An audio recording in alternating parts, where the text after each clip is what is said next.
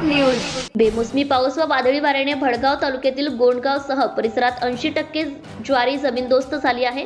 कृषी विभागातर्फे पंचनामे वेगाने सुरू करण्यात येत आहे।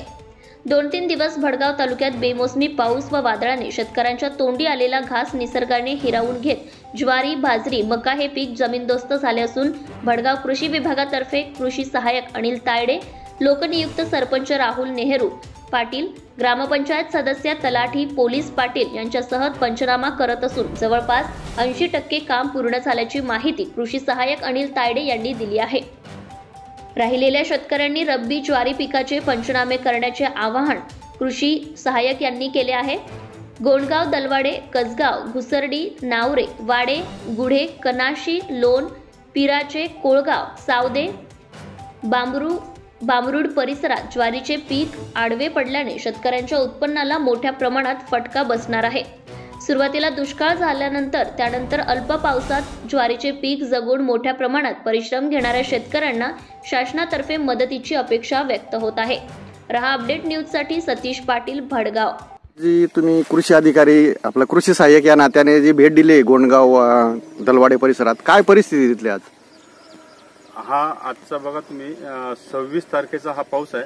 अतिवृष्टी होती आणि थोडासा वादळ सुद्धा होता आणि वादळामुळे काय झालं, हे जे ज्वारी पीक आहे हे नाजूक पीक आहे आणि त्याचा जो हे असतो खाली थोडी जरी ओळ आली तरी ते झाड लगेच कोलमडून पडते।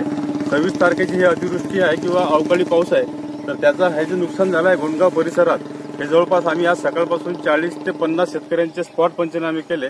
तर प्रत्येक ठिकाणी जर तुम्ही बघितलं आता तर हे 90% पेक्षा सुद्धा जास्त नुकसान म्हणता येईल याला, कारण की पूर्ण हा चारा सुद्धा खराब झाला आणि परत आज संध्याकाळी जवळपास 2 ते 3 मिलीमीटर आता एक अर्ध्या तासापूर्वी पाऊस झाला।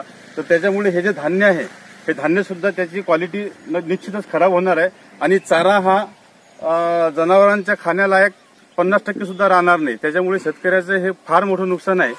तर आता कृषी विभाग, महसूल विभाग, परत लोकप्रतिनिधी, ग्रामपंचायत, आपले ग्रामसेवक आप्पा वगैरे आम्ही सर्वांनी मिळून, लोकप्रतिनिधी आहेत, शेतकरी बांधव आहेत सोबत आमच्या सकाळपासून, तर आम्ही पंचनामे करत आहोत। तर ज्या ज्या शेतकऱ्यांचं खरोखर नुकसान होईल तसा पंचनामा अहवाल आम्ही शासनात सादर करू, तर पुढील कार्यवाही ही शासन स्तरावरून नक्की होईल अशी अपेक्षा आहे।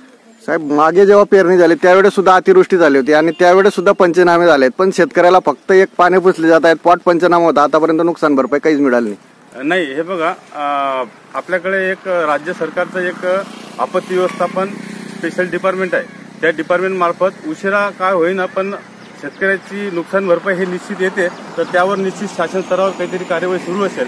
आता जर तुम्ही या 4 दिवसाचा अनुभव पाहिला तर जून 2019 मध्ये जी अतिवृष्टी झाली होती त्याचे पैसे आता शासनाने दिले, तर थोडं मागे पुढे होते, पण शासनाचा पैसा निश्चित शेतकऱ्यांना भरपाईचा येतो अशी आमचे एक म्हणजे अभ्यास आहे मागचा जर पाहिला तर। बरं, आता जे शेतकरी राहिले पंचनाम्यापासून वंचित, त्यांनी काय कागदपत्र आणायला पाहिजे आणि तुम्हाला कुठं सहकार्य भेटायला पाहिजे? शेतकरी वंचित राहू नये हेच आमचं धोरण आहे, पूर्ण शासनाचं धोरण, आमच्या तिन्ही डिपार्टमेंटचं तेच धोरण आहे की कोणीही जो शेतकरी नुकसानग्रस्त असेल तो एकही शेतकरी आमच्या पंचनाम्यापासून वंचित राहणार नाही।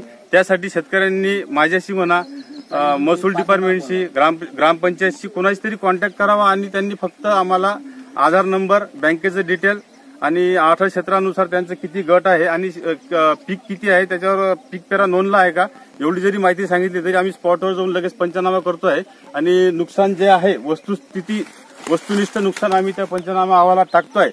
हे अशी कार्यवाही आमची सुरू आहे सध्या। धन्यवाद साहेब, तुम्ही आमच्या गावाला भेट दिली, शेतकऱ्यांच्या वतीने मी तुमचा आभार मानतो।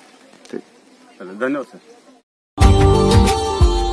Subscribe now and press the bell icon. Never miss an update.